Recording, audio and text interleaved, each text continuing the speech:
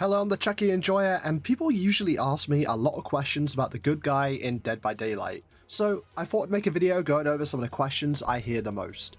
In this video, I will be yapping about which maps I think are the best or worst for Chucky. I'll be talking about my favourite builds, and whether or not Chucky needs maybe a buff or maybe even a nerf. But if you do want to see me play much more Chucky gameplay or hear more of my opinions on the character, I do stream on Twitch every single day, so go check me out over there if you haven't already. So the first big question I get asked a lot is about the Chucky terminology. I use words related to Chucky's power and people will be like, what the hell does that mean? So I'm going to go through each part of Chucky's power descriptions and what they all mean. First off, the Hidey-Ho mode makes you undetectable. It spawns illusionary footfalls around survivors, which are fake footsteps that throw survivors off guard, and it lasts for 14 seconds and then goes on a 12-second cooldown. During this mode, you can use your slice and dice. Chucky's Slice and Dice is his main attack power. It's his dash, and it's what you'll be using to get most of your hits. You can only use this dash while you're in Hidey-Ho mode, so once you use it, your Hidey-Ho will then go on cooldown for 12 seconds before you can then use the dash again.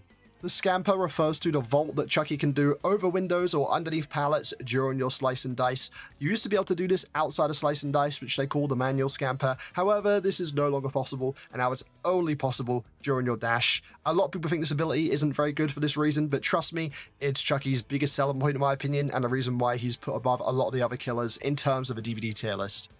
The next question I get asked all the time is, what is Chucky's absolute best build? Now, the nature of DVD perks are ever-changing. There are so many different synergies and combinations that I probably couldn't tell you the absolute factual best build, but I can definitely tell you a build that I really enjoy.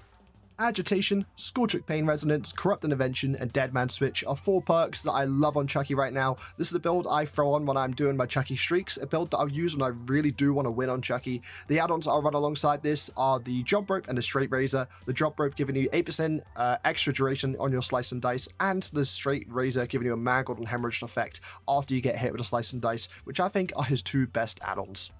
With Chucky, I always recommend you bring perks that do a lot of the gen regression for you. I think gen kick and perks are okay, things like Pop and Eruption, however they're going to slow you down a hell of a lot, so Pain Resonance and DMS give you a lot of easy rewards whenever you get a hook. Corrupt Intervention will bring survivors towards you at the start of the game, which really benefits you as a 4.4 killer.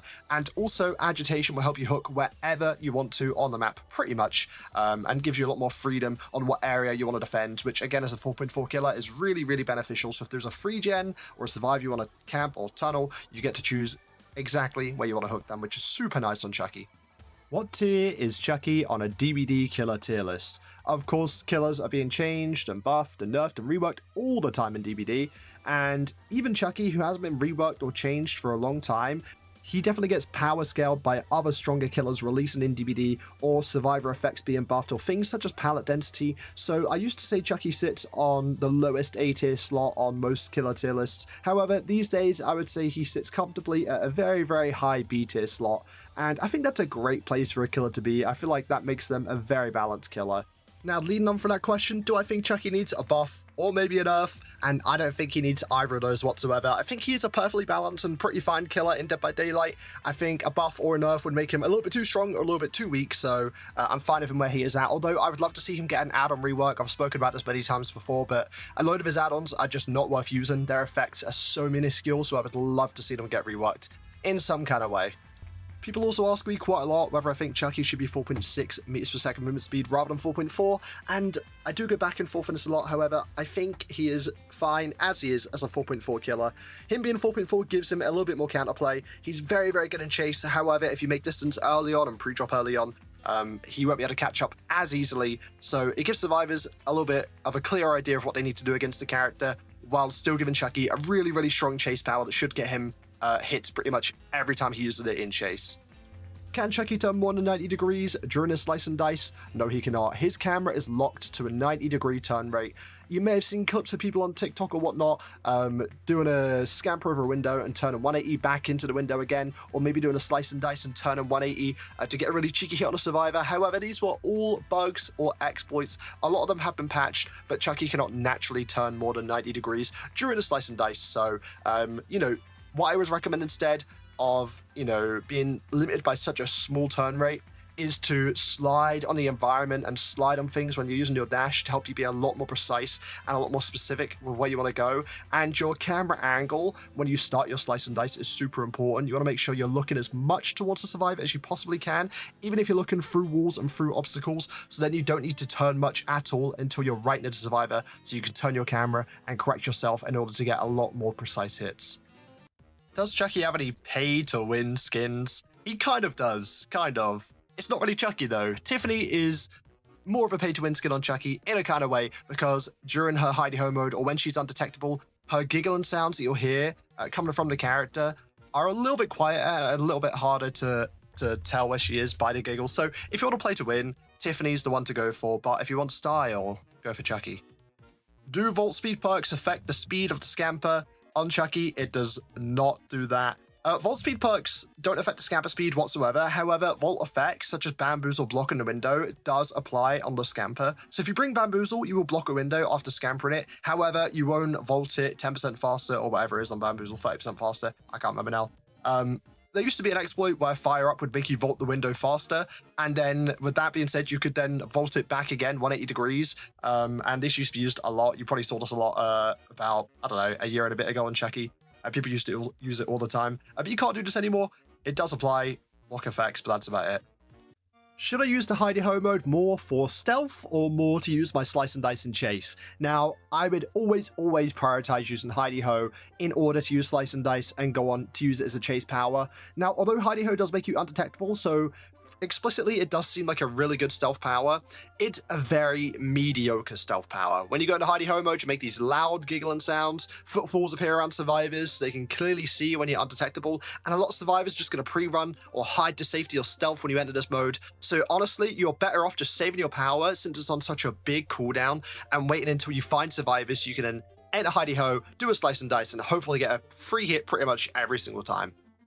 What are Chucky's best and his worst maps? For his worst maps, I would argue that any map that is large in size is really difficult for Chucky. He's a 4.4 killer with absolutely no mobility, so the more that survivors can spread out and split up, and the further they make you travel just to be able to look out for your gens and guard your gens, the worse the map will be for this character. And also maps that really prioritize a whole W kind of gameplay. Maps like Midwich, and also maps like Trickster's Delusion. Trickster's Delusion is really big, but also people just hold W down the long hallways and long corridors of this map, and when there's nowhere to cut off, as a 4.4 killer trying to catch up and chase, it can take so long just to get close enough to even use your dash. So from that, Chucky's best maps are any maps that are very small. Maps that are small in size, they do all of the pressure for you. Maps like Fallen Refuge and maps like Rotten Fields are just absolutely brilliant because they are so tiny that there are always free gens to hold. You're always so close to all the survivors on the map, and then with your brutal, very strong chase power, you're always going to have a nice easy time taking down teams on these smaller maps. Is the Scamper actually even useful?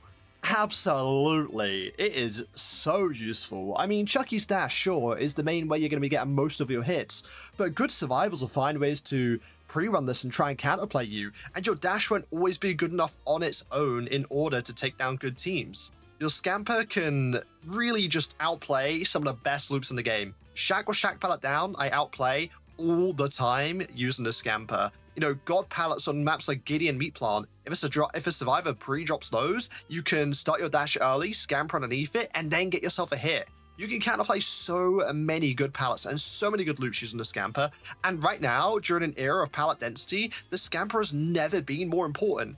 It is the most important ability to master on Chucky, yet it is the most difficult to master. So a lot of people will use the Scamper and struggle and not do that greatly with it, but you just need to keep on practicing, keep on doing it. The more you fail, honestly, the better, because when you fail, you kind of realize how not to do it. And the more you realize how not to do it, then slowly how you actually should be scampering becomes a lot more obvious. So yeah, just keep it up, keep on practicing, and you'll soon start to realize how important the Scamper really is.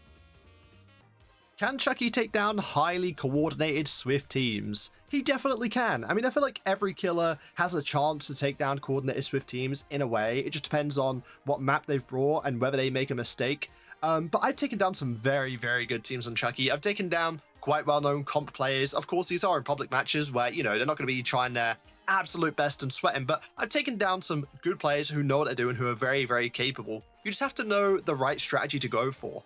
Chucky is a killer who has a very big lack of pressure, so usually I prioritize getting one tunnel out as quick as I can. You know, playing a 1v3 is way better than playing a 1v4, and the pressure you'll get by playing a 1v3 is way higher. I bring the straight razor add-on in most of my games where I'm trying to do streaks, so I can take as many hits as I can on the survivors as early as possible. So later on down the line, if we can keep the survivors injured, I can go for a few slugs where I need to. You just need to play very ruthlessly. Don't be afraid to go for a tunnel. Don't be afraid to go for a slug. Just try and get as many hits as you can because, you know, Chucky's not a killer that can really defend gens and walk around between gens. However, if you start applying pressure to the team and they get altruistic, or you catch a survivor off guard in the open and they are injured, you can easily take it down on them with how good your power is.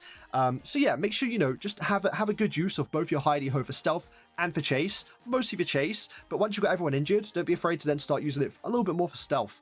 But yeah, absolutely, Chucky can take down good coordinated teams. It's a tough task. He's a high B tier killer, so, you know, good teams will definitely give you a run for your money. And you will lose every now and again, and I still lose on Chucky all the time, you know, if I'm just having a day where I'm not super locked in. So don't be afraid if you do lose. Don't let that discourage you. You absolutely have the capabilities to win on this character. This one is more for those of you who want advice on how to go against Chucky. Because he is so small, people always ask me, how am I supposed to loop him around obstacles without being caught off guard by his short height? And this is actually an answer that a lot of people are quite surprised at. But when Chucky is looping around an obstacle that you would usually be able to see an usual size killer over, such as the Trapper, through this wall, whether he's in Hidey-Ho or not, you'll be able to see his footfalls live in time through the wall. So for example, around a car, as you can see on the video, you can see Chucky's footfalls moving back and forth through the wall, so you can tell exactly how to react to his movements. Of course, look out for his red stain as well, but a good Chucky is going to hide the red stain and try and throw you off. But you can throw off a good Chucky even further by looking out for those footfalls through the walls and making sure you predict all of his movements. That's about all the most commonly asked questions I can think of when it comes to Chucky. However, if you guys have any more questions I didn't cover in this video, feel free to comment them down below. And if you enjoyed this video enough, maybe I'll make a part 2 where I go over some of your questions, whether that's how to play as Chucky or how to play against Chucky. I would love to help you out. I plan on uploading videos pretty much every single week now, once a week, maybe more if I feel like it. So if you haven't already, please feel free to subscribe. It's always good to see you there. And remember,